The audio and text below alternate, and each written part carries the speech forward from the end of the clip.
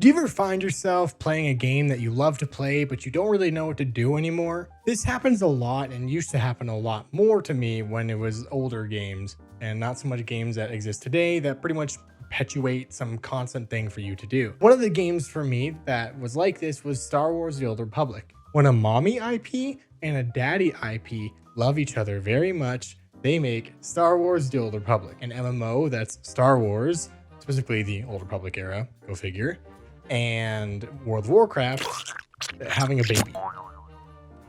I have thousands of hours in this MMO, and even though I don't play it anymore, it still holds a very near and dear place to my heart, and is one of the reasons why I even bothered to make this video. One of the things that happens when you run out of things to do and you're trying to entertain yourself in a game is trying to outsmart the developers and get out of their game.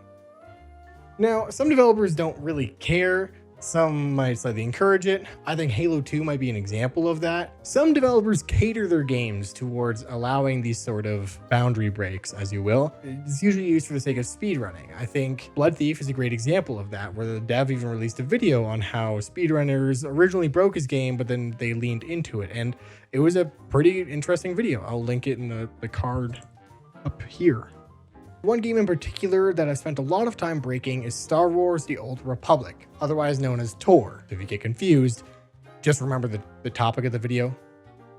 As far as I know, I'm solely responsible for the discovery of several massive out-of-bounds secrets, including beautiful areas, amazing little secrets, and even cut or moved content. I wasn't going to make a video on these, but because my hand was broken, my car destroyed itself, and I had an overall just abysmal April. My hand is not in the cast anymore, but I figured this will give it a nice little break. For anyone new watching, if you like hearing a smart but stupid idiot rant about things that he's passionate about and a community that interacts with each other, then hit that little subscribe button down there and leave a like on the video. I hope this interests you, whether you have played Tor before or you just like breaking maps. If you want further updates on things or just random thoughts on stuff that I'm not making videos on, I fully recommend you actually follow me on X or Blue Sky. I'm usually more on Blue Sky, but technically I'm in the other place. It was mainly just so that my handle wasn't stolen, but with that little apology out of the way, let's get started. I've been playing Tor since it was in beta, playing on my brother's account at the time because I was young and didn't have a job. It was my first experience with an MMO, and I fell in love with the setting and pretty much everything else. A few years later, I finally got my own account, but I sadly missed out on the founder's title you could get for your character for being one of the beta participants. After doing all the stories, a high school friend got me into raiding, and soon I was doing high tier raids at 10 FPS on my dad's laptop. But spending years in one game with new content only coming so often, you start getting bored. And at this time, I started leaning into my passion and joy of creative writing, and I stopped feeling ashamed for it, something that is very formative in my younger years. And that's when I discovered MMO role-playing. And I don't mean the jokes about people always like ERPing in like taverns or like whatever stuff like that. I mean like basically D&D, but just in the MMO's universe. So in this case, in the Old Republic's universe. And it was pretty awesome. I think one of the things that makes D&D so great is its collaborative creativity, that you're working together on something that you've created, like your character, interacting with other characters, and you're forming and morphing this character in reaction to what other people are doing or what's happening in the story. And this is something that was happening here. And as a big Star Wars fan, why wouldn't I want that? So in between guild events and new content dropping, I really struggled to find things to do. But I decided to try and devote some of that energy initially to finding locations for roleplay events. Say I wanted a big battle set piece, one that wasn't filled with players that would be walking by all the time or NPCs that would keep on initiating combat. And that's when I started realizing there's a lot in this game that you can break. Some of my guildmates did help me on some of these journeys. I'll try and denote which boundary break is something that I found and discovered myself and something that I had help with or was let known into, just because I think that's proper etiquette, even though we're talking like this is more than a decade ago. But soon enough, I started hosting even like guild activities where I'd give the first person to get to my location a bounty of a large amount of credits, since I had also played the GTN, the Galactic Trade Network, quite well. Actually, in MMOs in general, I'm a fantastic capitalist. I don't know what that says about me as a person, but Final Fantasy 14, dude, I own the market boards. Anyways, it's been years since I've played Tor and I won't be going back. It will always hold a place in my heart that I don't think any other game can quite have. Part of that's probably because it was my late teens, or like I guess even before that, but when I really got into it, it was like late teens to early 20s, which are very formative years of your maturity and understanding of the world. I stopped playing after Onslaught was released, with my love of the content of the game dwindling and my attention devoted to streaming on my first and other brand or other games in general. I originally gathered a bunch of these clips to send to Oddheader, a YouTuber that showcases interesting things found in games or their code, stuff like that, and I kept most of these locations secret because I didn't want them to be patched. I wanted this to be my personal send-off to the game, to show others what exists out there as one last final hurrah. Oddheader did say he was going to use the clips, but I'm sure he just couldn't fit them in a video because I sent these clips in like 2021. So it's been a few years now. I found these clips laying around. Let's make a short video because I can't record.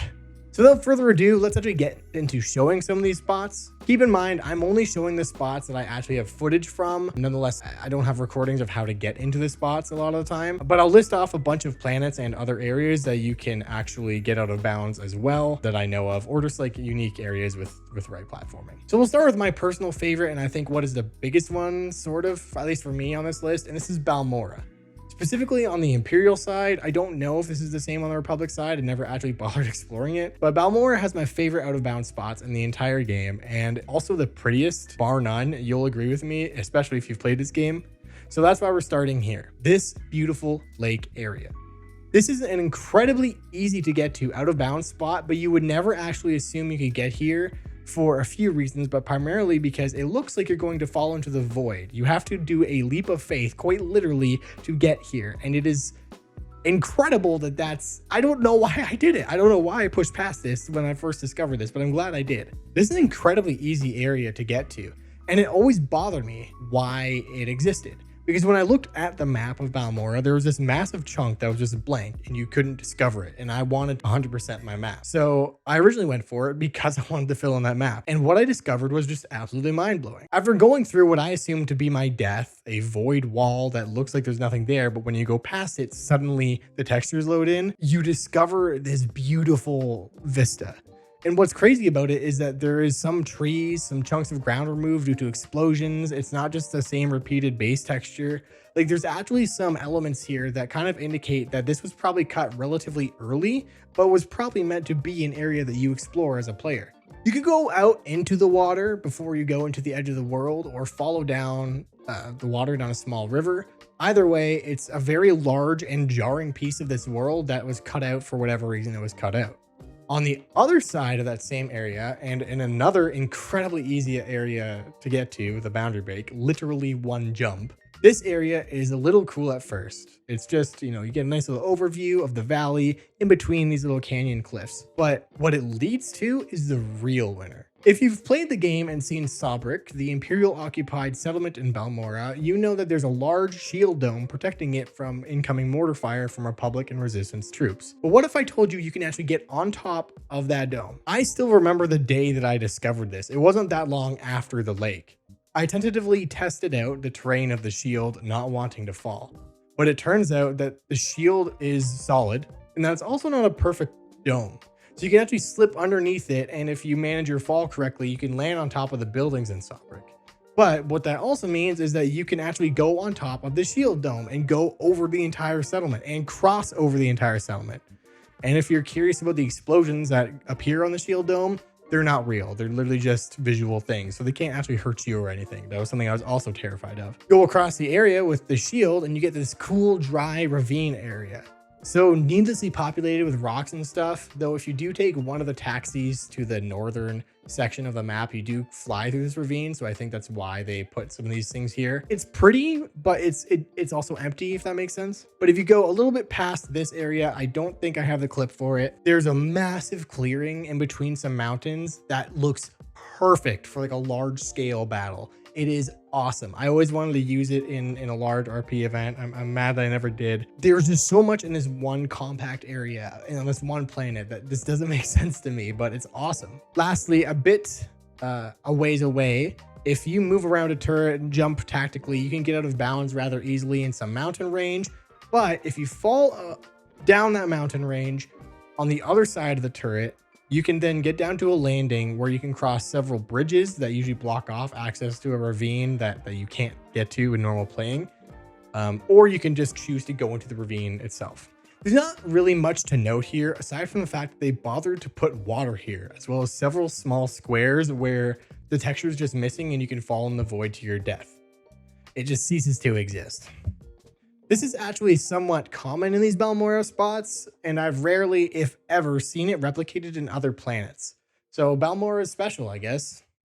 Additionally, if you manage your fall right, you can actually go into like a sort of chasm that's further out of bounds. There is literally nothing of note here. This is like an Any Austin type spot. Most boring place in Star Wars: The Old Republic. Do you hear those bells? That's Belsavis calling. Because that's it for Balmorra, and we're going to look at Belsavis. But what's really cool about Belsavis is that there's entirely cut content from the planet. Like, we actually know this because it's still there. For those that were around in the early days of Tor or never got an X pack for any reason, the name Section X might be familiar to you. But did you know that they originally built Section X in Belsavis and not making it its own area like that you teleport to from Belsavis? All you need is a pair of two. One person with push and one person with pull, or a leap, but usually people with the push have leap, so it's not a big deal. You can break a lot of these base game planets using this method. Here in Belsavis, if you do this around the side of a gate, you can reveal a massive discovery. Perhaps it's not cut content per se, as Section X is in the game, but you can see where they were initially building it inside Belsavis. I think they were building it, realized it was getting large, and so they made it its own instance area outside of Belsavis. This is pretty cool to me, honestly, because you can kind of see the base of Section X and kind of the layout that they were going for and where they're really kind of planning on doing it. And most things, like most gamers, you don't get the chance to see these early builds. I've done a lot of game testing in early stage and late stage. And by the way, if you want me to test your game, I'll do it. I might have a slow turnaround, but I've done testing for AAA devs. I've done testing for indie devs, and I always try and be super thorough. I love the testing process. I think it's really cool seeing a game in progress and helping it become a better version of itself. I can't talk about some of the AAA projects I've been on because I'm still under NDA, but yeah.